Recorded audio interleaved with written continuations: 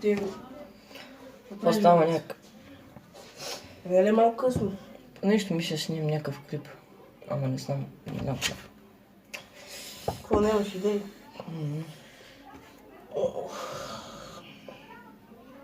Аз имам една.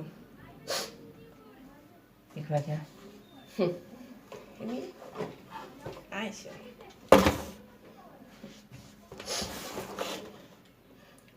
Какво е това? Нови ти клип. Какво? Хора, аз съм пробвам си и... Ай, давай. То, бе! То верно ли снима? Просто хора, аз съм Прем Си и в това видео ще направим един анбоксинг на новата мишка на Canyon. И да, също така мишката ни беше предоставена от Kinguin. Що лъжеш, бе? Брато, снимам. Също така Марто е с нас, който ще ни помогне да боксим, защото аз не мога да боксвам, защото съм супер слаб и той измисли си цялата идея на всичко. И да, нека да започваме! Ето я мишката и нека да я анбокснем.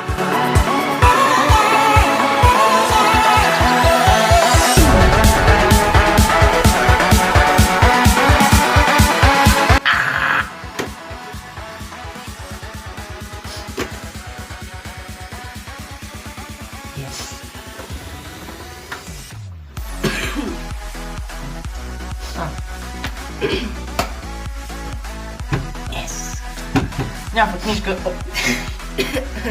Някаква книжка с някакви опътване, където няма да ни трябва. Също така, ето го и стикера на Canyon, който ни го дадоха. Един ми приятел имаше такъв. Долу ще го чекна на канала му, който не искаше да ми го даде, защото... И да, нека да продължим. Damn!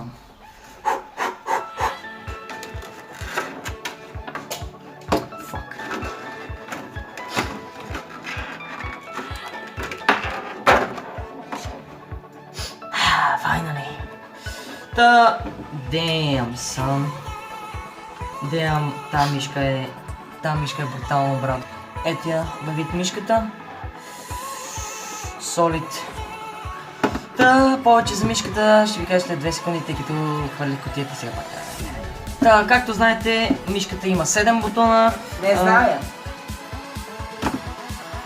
Вече зная. И също така е от 1000 до 6400 DPI, където има 6400 DPI, това е просто перфектно за един гейминг. А също така свети. Разбира се, всички геймери го обичат. Да. Ето включих я и в момента свети. Всички модели на Canyon светят в оранжево, мисля, че всеки го знае. Също така е плетен кабел. Това просто го обожавам, тъй като няма как да се скъсне. Кефи много, че е черен мат и няма да се изтърка толкова бързо.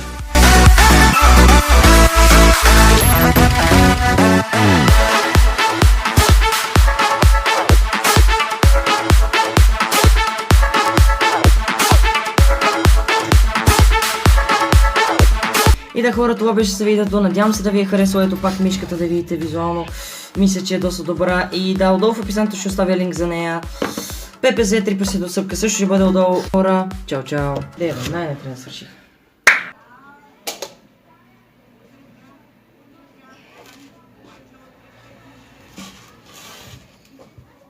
Правиш ти го. Вече е късно. Брато, искам да снимам някакъв клип, ама нямам никакви идеи. Ти имаш ли някакви? Мога ти помогна. И? Това идея ще ми дадеш. Идеята е суперска. И? Няма ли ми кажа?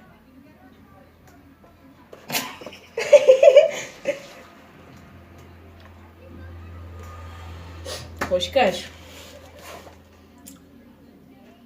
Какъв то буквално е?